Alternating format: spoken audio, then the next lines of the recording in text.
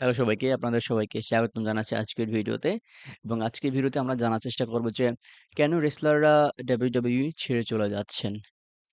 সবাই না, তবে কিছু রেসলার আছেন আমরা দেখতে পাচ্ছি বেশ কয়েক বছর ধরে খুব বড় সুপারস্টার তারা WWE ছেড়ে AEW তে চলে যাচ্ছে অথবা অন্য কোনো রেসলিং কোম্পানিতে চলে যাচ্ছে এবং সেখানে তারা অনেক ভালো পারফর্ম করছে।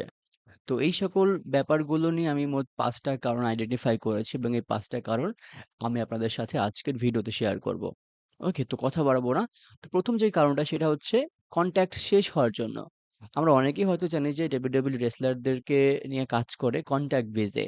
কারো সাথে হয়তো ১ বছর, ২ বছর বা একটা নির্দিষ্ট সময়ের জন্য তাদের সাথে কনট্যাক্ট করে যে এই কনট্যাক্টের মধ্যে তুমি আমার সাথে কাজ করবে। তোমাকে আমরা এরকম সুযোগ সুবিধা ফ্যাসিলিটি দেবো। এত ডলার দেবো, তার বিনিময়ে হচ্ছে কাজ করতে হবে। তো যখন একটা রেসলারের কন্ট্রাক্ট শেষ হয়ে যায় WWE র সাথে, তখন কিন্তু সে মোটামুটি ফ্রি। সে চাইলে কন্ট্রাক্টটা রিনিউ করতে পারে অথবা সে কন্ট্রাক্টটা সেখানে শেষ করে দিয়ে WWE থেকে লিভ নিতে পারে। তো একইভাবে WWE চাইলে সে রেসলারের সাথে কন্ট্রাক্টটা আবার রিনিউ করতে পারে অথবা তাকে ছেড়ে দিতে পারে। এইজন্য WWE যখন যে ডিসিশন নেয় যে একটা রেসলারকে ছেড়ে দেবে, তখন এই কন্ট্রাক্ট শেষ হওয়ার পর তাকে ছেড়ে দিতে পারে। ওকে? এছাড়া আমরা মাঝে মাঝে দেখি যে সাসপেন্ড হওয়া বা ইল্লিগাল কোনো কাজের জন্য কোনো রেসলারের ক্যারিয়ারে কোনো একটা নির্দিষ্ট সময় রেসলিং না করতে পারে, এরকম কিছু ইনসিডেন্টও কিন্তু ওইখানে রয়েছে।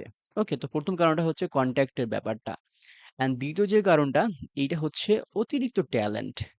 অতিরিক্ত ট্যালেন্ট বলতে আপনি খেয়াল করে দেখবেন যে বর্তমানে WWE তে অনেক সুপারস্টারস রয়েছে। ইভেন তাদেরকে যদি একটু সুযোগ দেয়া হয়, যেকোনো সুপারস্টারকে তারা অনেক ভালো করবে। অনেকের অনেক ভালো ব্যাকগ্রাউন্ড আছে, সেরা রেসলাররা। কিন্তু শুধু একজনই না, অধিকাংশ এরকম রেসলার আছে। তো কাকে রেখে কাকে সুযোগ দেবে? যদি মনে করেন যে স্ম্যাকডাউন একটা নির্দিষ্ট সময় ধরে চলে, কয়েক ঘন্টা শোটা চলে। কিন্তু ওইখানে আপনি কাকে সময় দেবেন?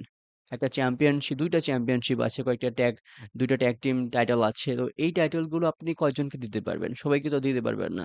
আর একজনকে আপনি চ্যাম্পিয়ন করলে তার পরের দিনই আপনি আরেকজনকে চ্যাম্পিয়ন করবেন, এরকম তো হওয়া সম্ভব না। ঠিক একইভাবে অনেকে দেখা যায় যে ভালো কোনো স্টোরি পায় না, চ্যাম্পিয়নশিপে তারা সুযোগ পায় না। এইজন্য হচ্ছে WWE চিন্তা করে যে শুধু তাদেরকে সুযোগ দিচ্ছি না, তাদেরকে আমরা ওয়েস্ট করতেছি, অপচয় করতেছি। এজন্য তাদেরকেও তারা লিভ দিয়ে দেয় আরকি। ওকে? অ্যান্ড ৩য় যে কারণটা, এইটা এই ১ম টা বা ২য় টার সাথে একটু সম্পর্কযুক্ত। এইটা হচ্ছে যখন একটা রেসলারকে হচ্ছে সুযোগ পাবে না, মনে হবে যে সে তার লাইফ, তার ক্যারিয়ার এখানে অপচয় হচ্ছে। ব্যাপারটা ধরেন যে একজন রেসলার অনেক ভালো রেসলিং করে, তার অনেক বেশি সুনাম আছে। তো WWE তাকে কিনে নিল বা তার সাথে কনট্যাক্ট করলো। কিন্তু কনট্যাক্ট করার পর সেই কনট্যাক্টের মধ্যে এমন কিছু ছিল না বা তার সাথে এমন কোনো আচরণ করলো, তাকে ভালো কোনো ম্যাচ উপহার দিচ্ছে না, তাকে ভালো কোনো স্টোরি দিচ্ছে না, তাকে চ্যাম্পিয়নশিপে সুযোগ দিচ্ছে না। তো এগুলো কিন্তু ওই রেসলারের ক্যারিয়ারে ইফেক্ট করবে। একজন রেসলারের ক্যারিয়ার শুধু WWE তে আবদ্ধ না। তার নিজস্ব ক্যারিয়ার রয়েছে, নিজস্ব ফ্যান বেজ রয়েছে। তো তাদের সামনে কিন্তু রেসলারের কিছুটা সমস্যা হয় বা তার ডাউনফল হয়। তো এই কারণে কিন্তু রেসলাররা অনেক ক্ষেত্রে WWE থেকে লিভ নিচ্ছে। ওকে?